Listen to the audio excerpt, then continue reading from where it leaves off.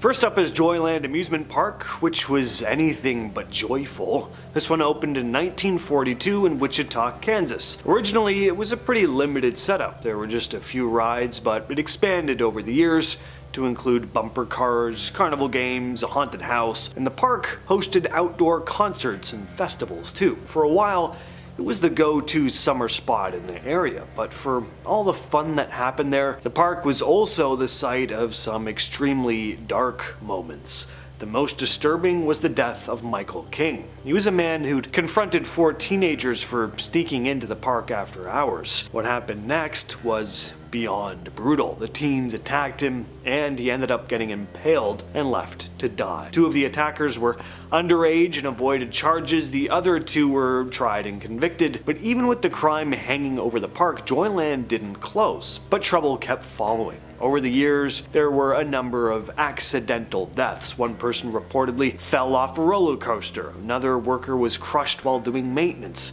Standard carnival horror stories, sure, but when they start piling up, it's hard not to think the place was cursed. Eventually, after yet another tragedy, this time someone falling to their death from the Ferris wheel, Joyland was starting to feel the negative effects of its increasingly negative reputation. Insurance became a nightmare, attendance dropped, and finally, in 2004, the park shut down. For years, the place sat empty, rotting in the Kansas sun. Rides were rusting, graffiti covered every surface. But then in 2018, a couple named Gregory and Tina Dungan bought the grounds with plans to turn it into an event venue for concerts, traveling carnivals, and weddings. Because nothing says eternal love like saying your vows at the sight of multiple deaths and one very infamous killing. I mean, what kind of wedding playlist to even put together for something like that? Next up, we have Brandywine Springs in Wilmington, Delaware. This one might just be the oldest theme park on the list. It was open from 1886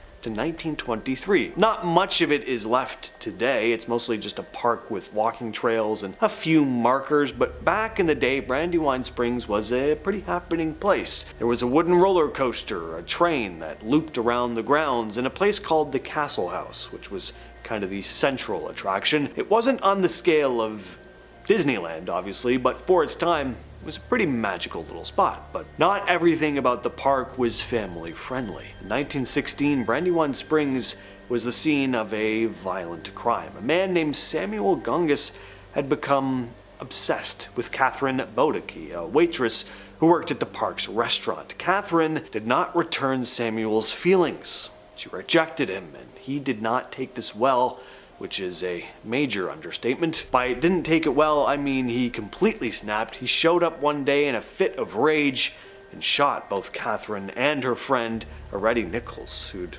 had the bad luck of being in the wrong place at the wrong time. But Gungus wasn't done. He tried to burn the whole park down. He set fire to the restaurant, the photo gallery, the nearby concession stands. It was a full-on arson spree. That day definitely marked a turning point, but the park limped along for a few more years. Eventually, though, it closed for good in 1923. Now it's just this quiet, wooded area where people jog and walk their dogs, but some say they've seen things there, shadowy figures in the early morning fog, and supposedly the area near where the old restaurant was always feels colder than the rest of the park. There used to be a theme park called Holyland USA in Waterbury, Connecticut. It was abandoned for a while, having closed in 1984, but in 2014 it actually reopened, and it's now open to the public during daylight hours. For a while, though, it was just a decaying skeleton. It was originally built as a religious theme park in the 60s. There were miniature versions of famous biblical landmarks like a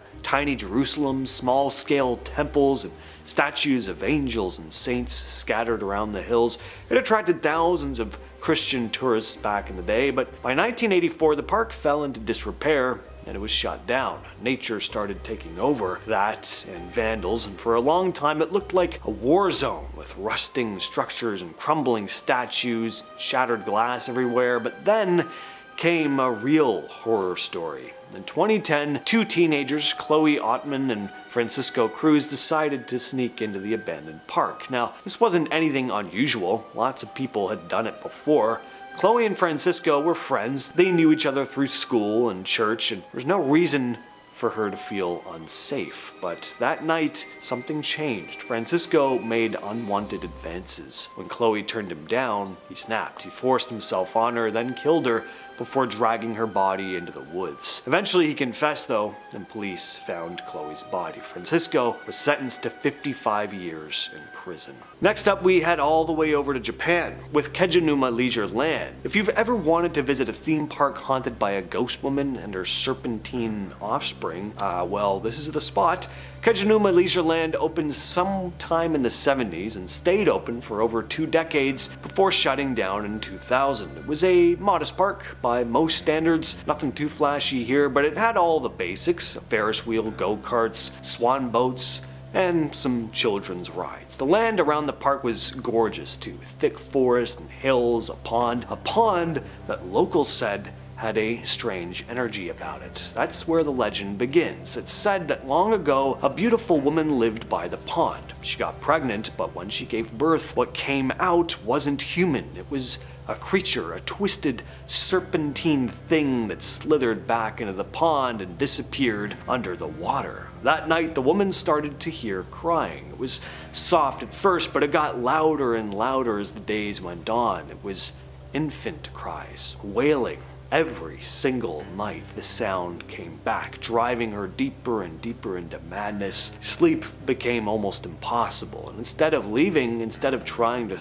start over somewhere new, she decided to end it all. She walked into the pond and drowned herself, but not before cursing the land. And ever since, people say the grounds are cursed. Even after the theme park was built, workers reported strange things happening. Tools going missing, sudden drops in temperature, and sounds coming from the woods. Visitors claimed to hear splashing in the pond even when it was completely still. And some swore they saw something long and snake-like gliding just under the water. Today, what's left of the park is this rusted Ferris wheel and a few rotting buildings, but those who visit say the energy there still feels wrong.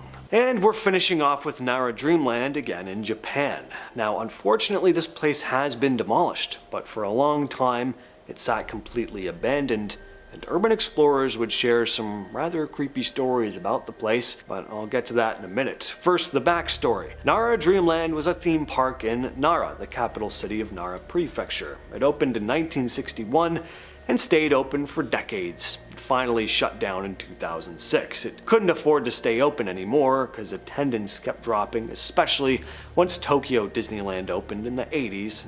Basically stole the spotlight. Why go for the knockoff when you can go for the real thing? But Nara Dreamland was no small operation. The place was massive. I'm talking a small village size here. It had a Main Street style entrance, a castle, a monorail, and a Jungle Cruise knockoff. It sat abandoned for over 10 years and it was finally demolished in 2017. There's something especially eerie and sad about abandoned theme parks in general. I mean, these are places that are literally built to be filled with people. Everything is made to be an overload to the senses. Larger than life, cartoony statues, colorful signs, cheerful music pumped through speakers. You're supposed to walk through hearing laughter, roller coasters, and screams. So when these places are dead silent, paint is peeling, the metal is rusting, and vines are growing through what used to be gift shops.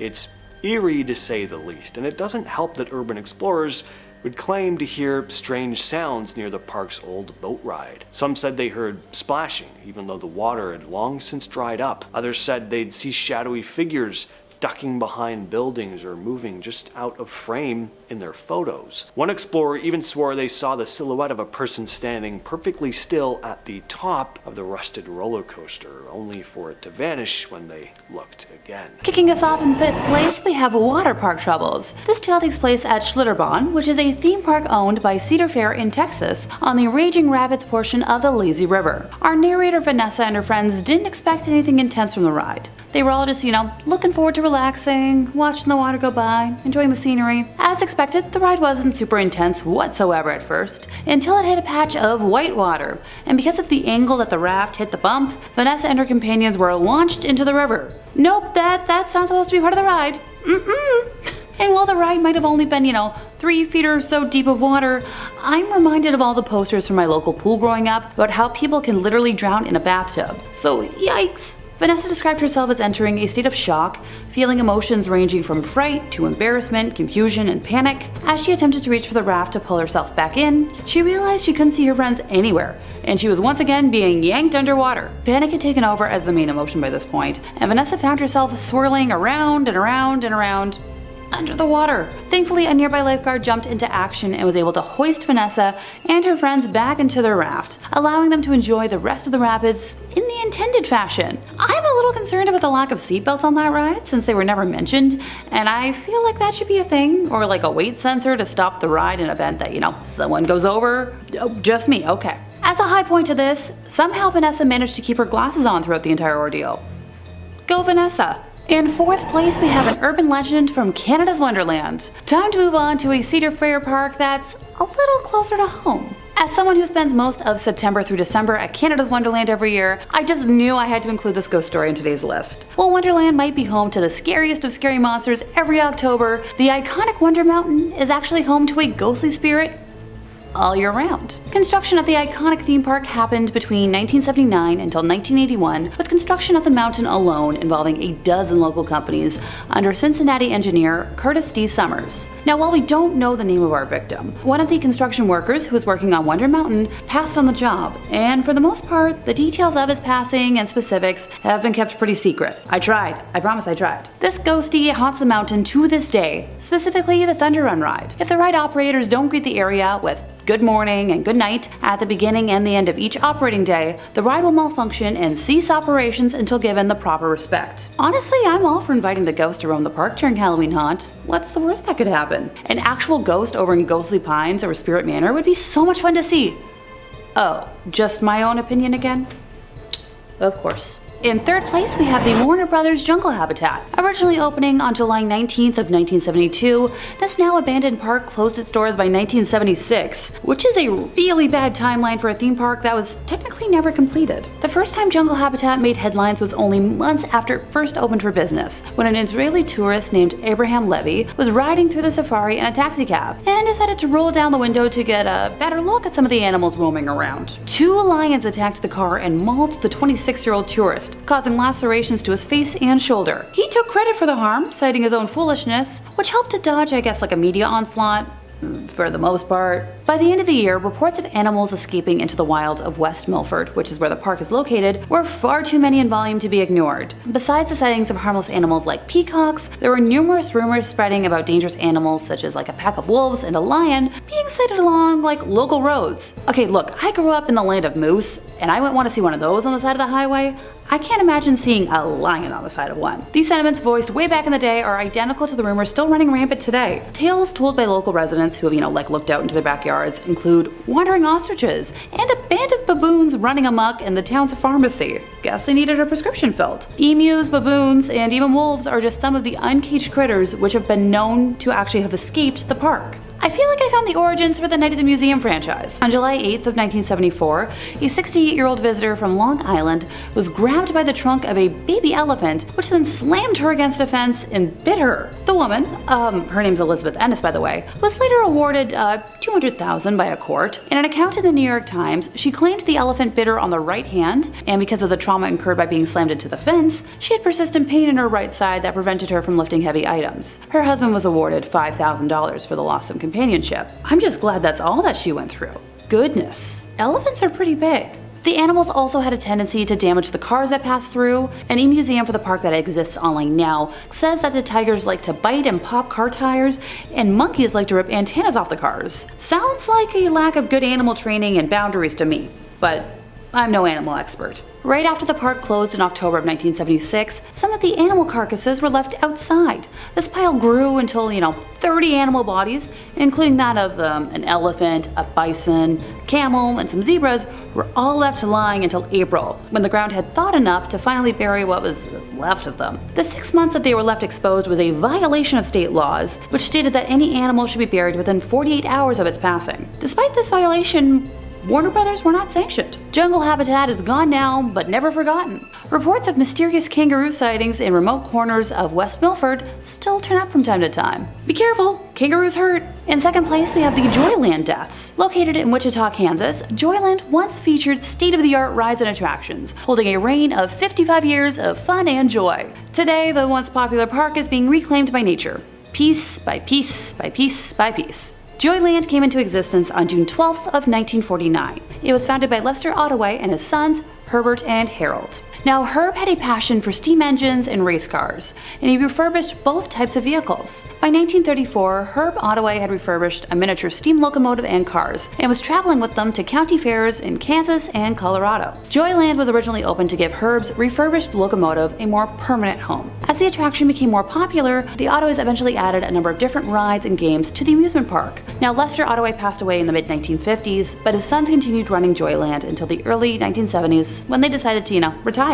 Joyland was then sold to Stanley and Margaret Nelson, who owned the park until it closed its doors in 2004. Joyland featured attractions such as a wooden roller coaster, my personal favorite kind of coaster, a wacky shack dark ride, a log jam, a sky coaster, bumper cars, the classic carousel, and of course, a Ferris wheel. Now, on April 6th of 2004, a 13-year-old girl was enjoying a Ferris wheel ride with her friends when the restraint bar holding them in came undone. The young girl fell more than 30 feet, suffering multiple head, arm, and leg injuries, and it's a miracle that she survived. The Ferris wheel was immediately closed, while both private and federal investigations looked into whether everything was, safe and up to code. The ride managed to, reopen eventually after these investigations were wrapped up, so okay, I wonder what to code means anymore. Another notable ride at Joyland was the wooden roller coaster that was known as the Nightmare. Although the roller coaster was a staple at the amusement park, it too saw its fair share of injuries. On May 25th of 1977, one rider stood up in one of these carts and fell. He passed at the scene from injuries sustained from the fall. Another death occurred 20 years later on August 27th of 1998 when a 35-year-old maintenance worker named Kevin Briley was under the ride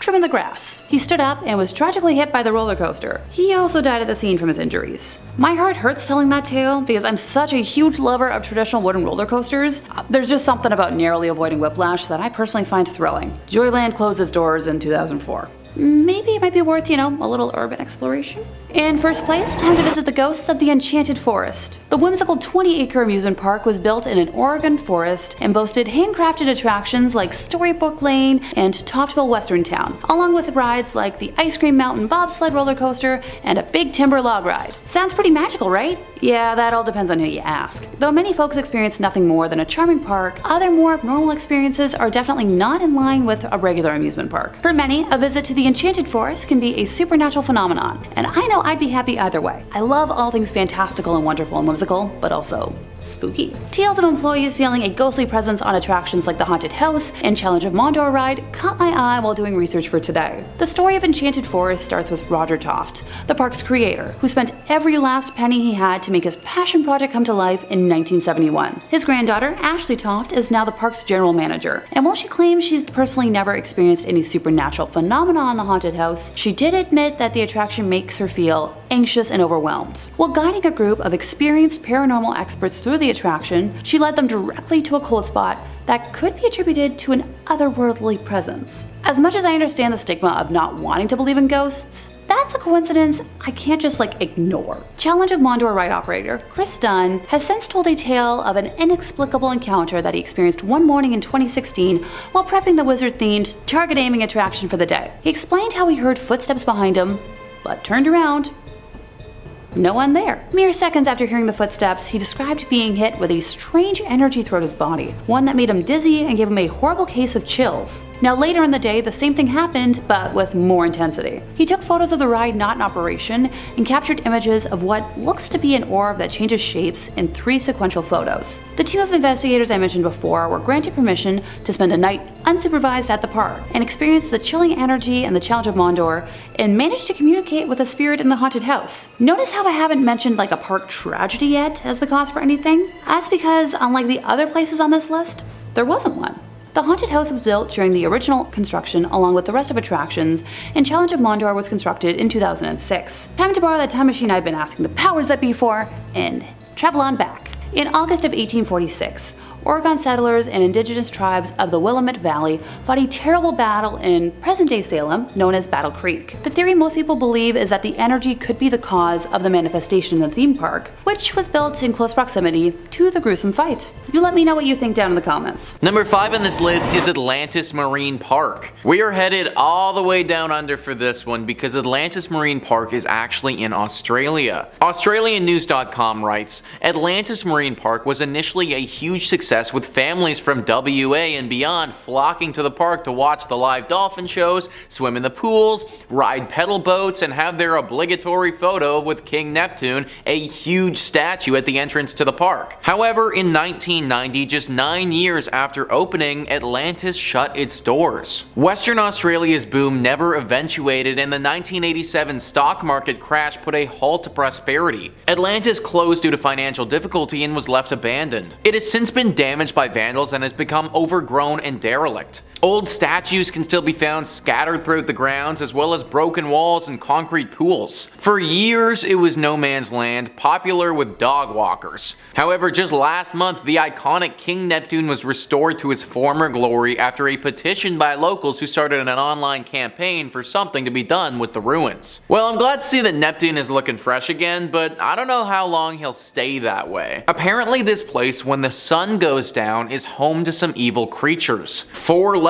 mutant things with glowing red eyes that hiss and are nothing that we know of from this world. Now, this could be a bunch of baloney, but that's what some people have reported seeing when they've explored this place at night. Probably safe to go during the daytime, just make sure you set an alarm for 6 p.m. to get out of there if you do go. Number 4 on this list is Crinkly Bottom Theme Park. This one, to my understanding, has been demolished, but it still deserves a spot on this list because of how creepy it was when it was around. Mr. Blobby was a TV caricature in the early 1990s. He was featured on one of Britain's most successful late-night Saturday television shows and was this big pink blob creature with a bow tie on. This was a comedy television show, and this blob thing didn't lack any of that. He would often engage in annoying antics with celebrity guests and become a bit of a British television phenomenon. Well, Mr. Blobby was successful enough that he of course needed toys, merchandise, and heck, while we're at it, let's give him his own amusement park. Sometimes what works well on TV doesn't always translate to a fun amusement park though. Crinkly Bottom was what they called it, and it opened up in 1994. This annoying sidekick's popularity didn't last forever though, and this amusement park's life was very short-lived. The place shut down in 1996 because it simply was not making enough money. Then it faded away into obscurity and everybody forgot about this interesting little business venture. That was until 2009 though, when some urban explorers stumbled upon it again. The once bright and beautiful Blobby Land looked like something straight out of a horror film. It was worn and gross and just reeked of evil. Animals had taken up residence there, and based on how the place looked, it wouldn't have been surprising if some sketchy characters once did business there too. You can't visit it now because it's demolished, but you really shouldn't have been going when it was around anyways. Number 3 on this list is Boblo Island. I had to include Boblo Island on this list to give a bit of a shout out to Ontario, where your boy grew up. Boblo Island was wildly successful for a time and operated for nearly a century. As with a lot of places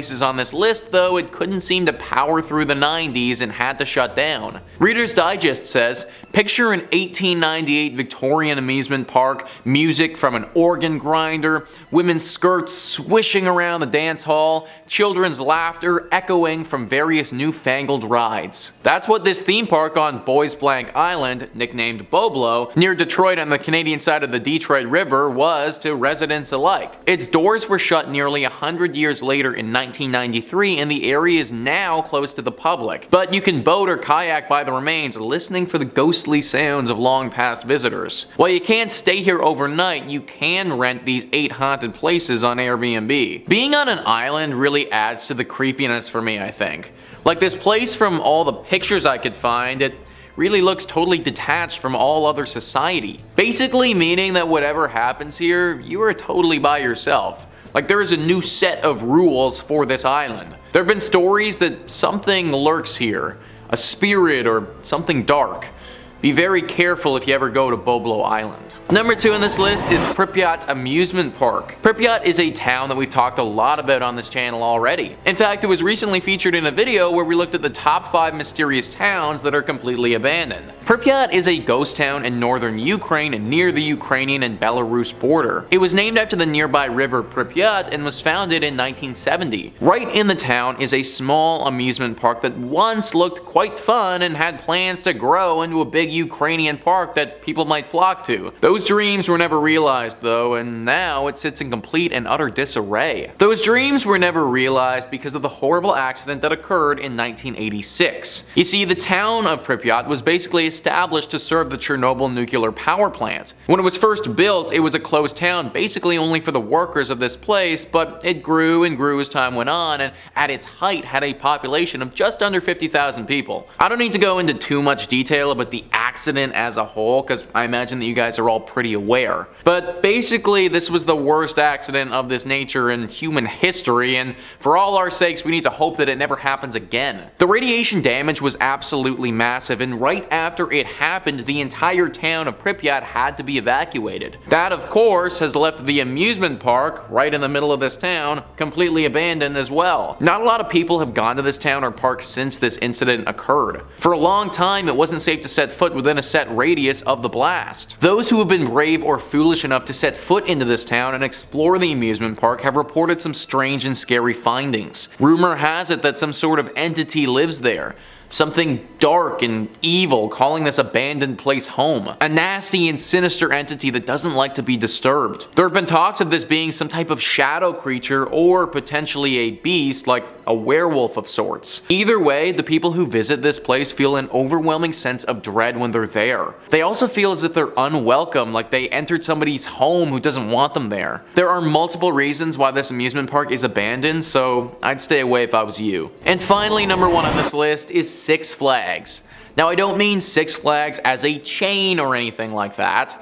There's 23 different Six Flags in the United States, and not all of them are haunted. One in particular, though, is currently out of commission, abandoned, and definitely a spot you shouldn't go to. All the Rooms writes, this Six Flags fell out of business following serious damage from Hurricane Katrina in 2005. The park opened in 2000 and was only operating for a few years before suffering significantly during the hurricane, which displaced 20,000 people and killed nearly 2,000 people. The park closed after Hurricane Katrina, and there wasn't enough funding for repairs, so it fell into further decay over the last few years. To this day, there's still an eerie sign at the entrance to the park that says closed for the storm. It's an apocalyptic site which has been taken advantage of by Hollywood and used for films such as Jurassic World and Dawn of Planet of the Apes. These filmmakers are way braver than I would be, because I would not want to be setting foot on those grounds. The people who have been here all seem to think that something paranormal is going on. Phantom noises echoing throughout the park and other random bodiless sounds are heard all the time. Similarly to a lot of the other things on this list, there is a massive overhanging feeling of dread. The air is thick with it and you can almost taste the discomfort. No one has reported being attacked here, but it seems like that's only a matter of time if people keep going. The mayor of New Orleans is currently looking at demolishing this park, which, in my opinion, probably for the best. Number 5 on this list is the shaky infrastructure. Whenever we go to theme parks, we all buy into the fact that these are safe. We believe in the infrastructure that they are and are led to think that these rides and these attractions are regularly monitored by safety inspectors and need to meet certain standards if they are to be ridden. Disneyland prides itself with being one of the safest parks in the world and is always talking about how they check the rides like crazy. That might just be a complete bunch of baloney though. A former employee of the Disney parks recently exposed them for doing something super sketchy with one of their rides. Andrew379 says, used to work at Splash Mountain and one time the ceiling collapsed on the logs with guests in it. They just put a tarp over the hole and kept running the ride. I never rode it again after that. Now, I'm no expert on safety precautions, but you would have to imagine that tossing a tarp over a gaping hole probably isn't gonna fit the bill. Now, I don't think that anyone went on to get injured while riding this ride afterwards, so that's a positive, but it definitely calls some things into question. Like, now that I know Disney does stuff like this, you gotta wonder about all the other rides they have at their parks. How many times throughout the history of Disneyland did they have a ride run when it probably shouldn't have been? Were there any borderline times where they should have just let the ride be and pushed it too far? How many times do they cover up little things like this? All important and pertinent questions if you ever want to see me riding another Disneyland ride ever again.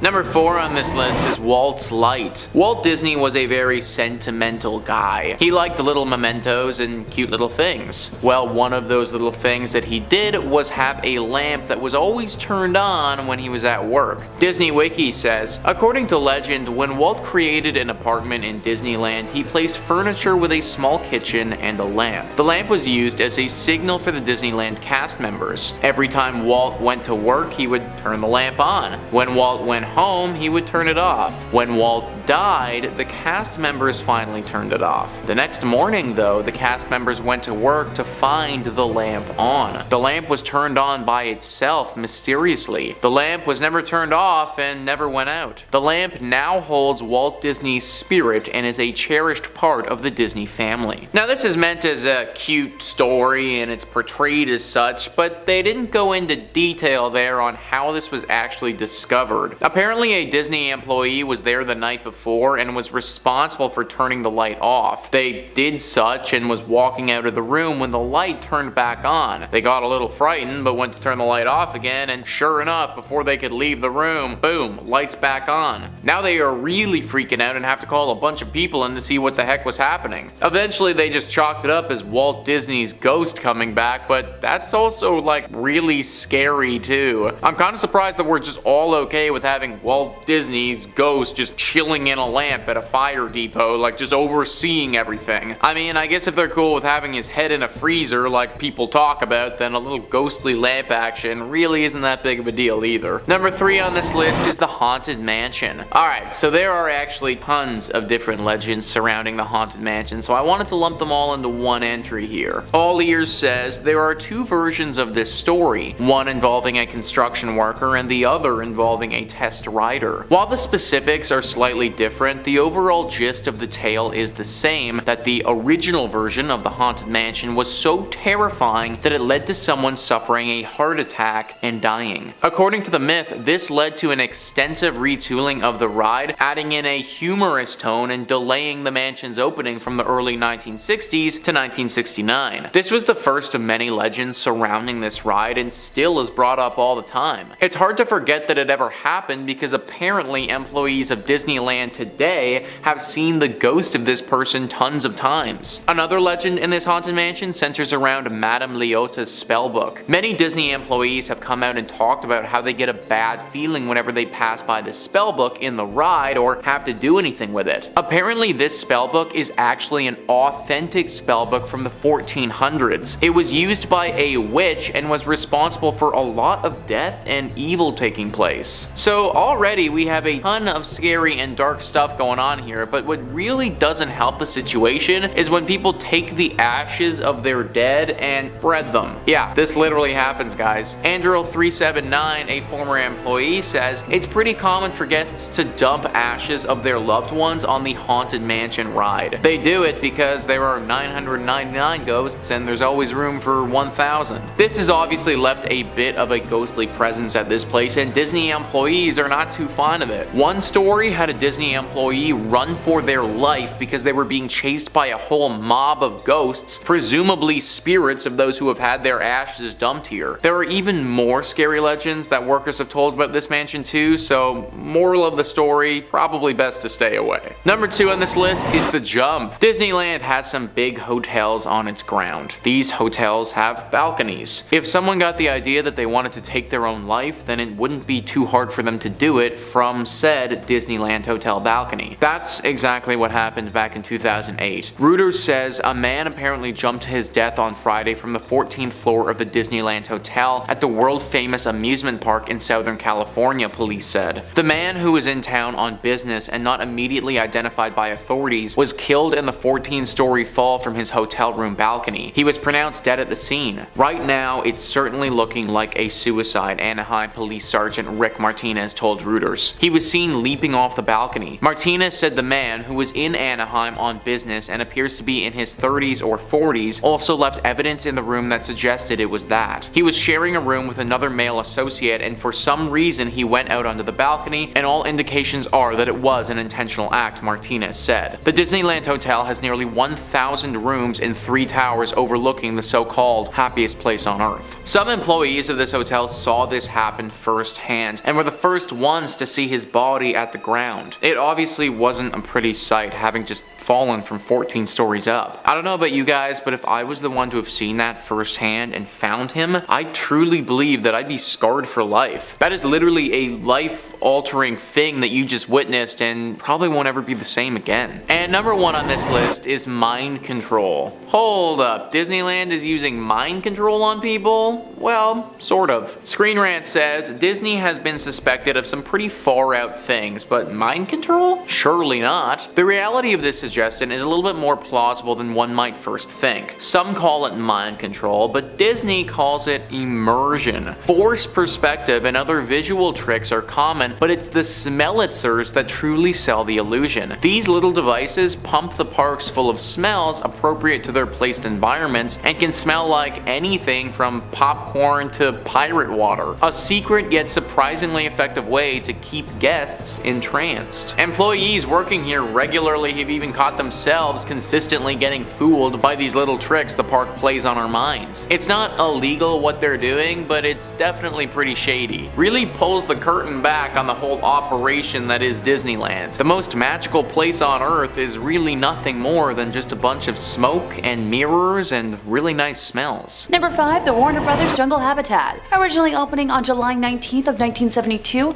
this park closed its doors by 1976, which is a really bad timeline for a theme park that was technically never completed. The first time Jungle Habitat made headlines was only months after it first opened for business, when an Israeli tourist named Abraham Levy was riding through the safari in a taxi cab and decided to roll down the window to get a better look at some of the animals roaming about. 2 lions attacked the car and mauled the 26-year-old tourist, causing lacerations to his face and shoulder. He took credit for the harm, citing his own foolishness, which helped to dodge a media onslaught. Well, for the most part. By the end of the year, reports of animals escaping into the wilds of West Milford were far too many in volume to be ignored. Besides sightings of harmless animals like peacocks, there were rumors spreading about dangerous animals such as a pack of wolves and a lion being sighted along local roads. These sentiments, voiced 28 years ago, are identical to the rumors still running rampant today.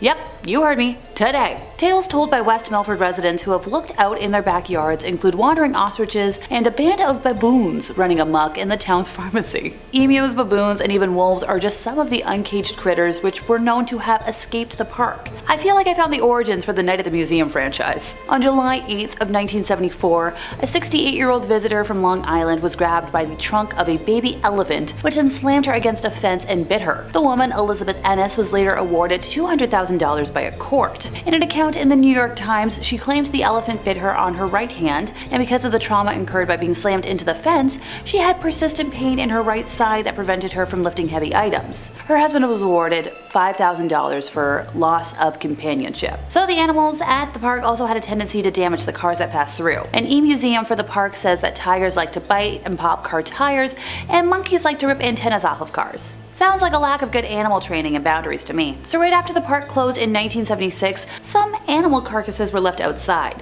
This pile grew until 30 animal bodies, including that of an elephant, a bison, a camel, some zebras, were all left lying until April, when the ground had thawed enough to finally bury what was left of the bodies. The 6 months that they were left exposed was a violation of state laws, which stated that any animal should be buried within 48 hours of its death. Despite this violation, Warner Brothers was not sanctioned. Jungle Habitat is gone now, but not forgotten. Reports of mysterious kangaroo sightings in remote corners of West Milford still turn up from time to time. Number 4, Under the Sea Gone Wrong. Disney's River Country was the first water park at Walt Disney World, and possibly the first themed water park ever. Look, as much as I love Disney World, and I'm mentally planning my next trip back, I'm here to call a spade a spade. Some consider River Country to be the first water park anywhere, but that depends on how you define a water park. Yes, River Country opened almost a year before Wet n Wild in Orlando, but there were public pools and lake parks with water slides and other aquatic play equipment long before River Country opened. So just as Disneyland had reinvented the amusement park 21 years earlier, River Country reinvented aquatic recreation. The water park's grand opening was on June 20th of 1976, and on Thursday, August 28th of 1980,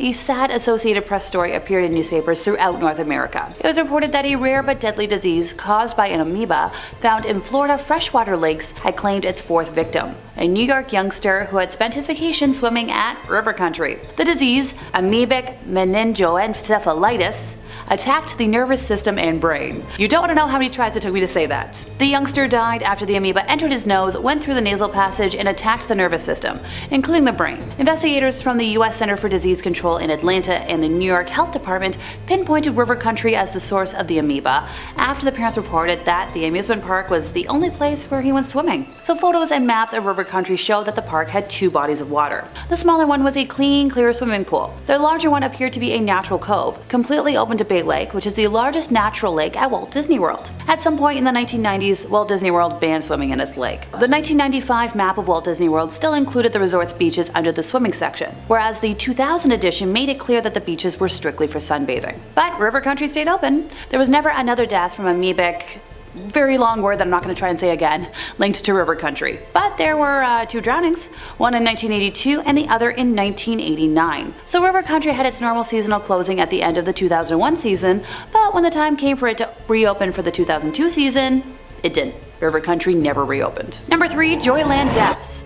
Located in Wichita, Kansas, Joyland once featured state-of-the-art rides and attractions, holding a reign of 55 years of fun and joy. Today, the once popular park is being reclaimed by nature, piece by piece by piece. So Joyland came into existence on June 12th of 1949 and was founded by Lester Ottaway and his sons, Herbert and Harold. Herb Ottaway had a passion for steam engines and race cars, and he refurbished both types of vehicles. By 1934, Herb had refurbished a miniature steam locomotive and cars and was traveling with them to county fairs in Kansas and Colorado. Joyland was open to give Herb's refurbished locomotive a more permanent home. As the attraction became more popular, the Ottaways eventually added a number of different rides and games to the amusement park. Lester Ottaway passed away in the mid-1950s, and his sons continued running Joyland until the early 1970s when they decided to retire. Joyland was then sold to Stanley and Margaret Nelson, who owned the park until it closed its doors in 2004. Joyland featured attractions such as a wooden roller coaster, which I love, a wacky shacky dark ride, a log jam, a sky coaster, bumper cars, a carousel, and a Ferris wheel. On April 6th of 2004, a 13-year-old girl was enjoying a Ferris wheel ride with her friends when the restraint bar holding them in came undone. The young girl fell more than 30 feet, suffering multiple head, arm, and leg injuries. The Ferris wheel was immediately closed while both private and federal investigators looked into whether everything was safe and up to code. The ride was later reopened after these investigations were wrapped up. Also, another notable ride at Joyland was the wooden roller coaster that was known as the Nightmare. Although the roller coaster was a staple at the amusement park, it too saw its fair share of injuries, which is a shame. Like, I really love wooden coasters. On May 25th of 1977, somebody in the single digits of age stood up in one of the carts and fell, died at the scene from the injuries sustained from the fall. Another death occurred 20 years later on August 27th of 1998 when 35-year-old maintenance worker Kevin Briley was under the ride trimming the grass. He stood up and was tragically hit by the coaster and passed away. My heart hurts telling that tale because, like I said already, I'm such a huge lover of traditional wooden roller coasters. You know, there's just something about narrowly avoiding whiplash that I personally find thrilling. And go figure, Joyland closed its doors in 2004. Number 2, doomed before it could open. The Pripyat amusement park was set to have its grand opening on May 1st of 1986, in time for the May Day celebrations, but these plans were cancelled on April 26th when the Chernobyl disaster occurred, just a couple of kilometers away. Several sources report that the park was opened for a short time on April 27th before the announcement to evacuate the city was made to distract, residents from the unfolding disaster nearby. Constructed under the Soviet Union as a park of culture and rest, typical of many large cities in the then Soviet Union, the amusement park's attractions were manufactured by the Yeskik-based firm Attraction, who were responsible for the construction of many of the amusement parks which remain to be seen around the former Soviet Union today in various states of repair. Located northwest to the Palace of Culture in the center of Pripyat, the park had 5 attractions. The iconic 26-meter Ferris wheel titled Circular Overview, Autodrome bumper cars, a paratrooper ride called Chamomile, Russian swing boats, and also a carnival Pew Pew game. Fun fact, the successor to the original company is still manufacturing the Ferris wheel, paratrooper, and bumper cars to the similar designs as of 2017. Radiation levels around the park kind of vary though. The liquidators washed radiation into the soil after the helicopters carrying radioactive materials used the grounds as a landing strip, so concrete areas are less radioactive. However, areas where moss has built up can emit levels amongst the highest levels of radiation in the whole of Pripyat. So the Ferris wheel actually made news in September of 2017 when Polish tourists turned it mechanically for the first time since 1986. Thankfully, they returned it back to its original position, but kind of neat that it could still work. Number 1. A cursed history. Lake Shawnee Amusement Park opened its doors in 1926 when proprietor Conley Snidow Sr. purchased the land. His vision to build a place for local families to relax and enjoy time together was realized as the coal miners from local towns descended on it each year, making it a fantastic destination for summer vacations. The park was full of activities. It featured a man-made swimming lake, a racetrack, concessions, and cabins for visitors, looking for an overnight stay. The big cornerstones were the Ferris wheel and the swings, 2 rides that were popular with everyone who spent time at the park. And you know what? That all sounds pretty idyllic to me. Tragedy, though, began to grip the amusement park in the 1950s, when several deaths shocked locals. A young girl's life ended on the swing ride when a delivery truck backed into her seat, killing her in place. Another youngster lost his life when he drowned in the swimming pool after his arm got stuck in a drain pipe. And by 1966, this amusement park closed its doors to the public, and the land sat dormant for decades. In the 1980s, the park again welcomed visitors when Gaylord White acquired the land and set out to restore it to its former glory. In addition to purchasing a Ferris wheel, he found a swing ride that seemed just like the swings that once thrilled guests. Now, fun fact, when they installed the swings on the property, they realized the swings weren't just similar, they were the exact same swings from years prior, something that they decided to advertise during the grand reopening. The Lake Shawnee Amusement Park welcomed tens of thousands of visitors during its second run, which ran for just 3 years in the 1980s. Unfortunately, high insurance prices forced the White family to close their doors for the second and final time after those couple of short seasons, forcing them to pivot to other activities to keep the land active. They hosted fishing tournaments in what used to be the swimming lake, and they planned to create a space on the property for mud bogging, a motorsport the family knew would draw crowds to watch. While excavating a mud bogging track, the White family made a series of surprising discoveries that added depth to the property's history.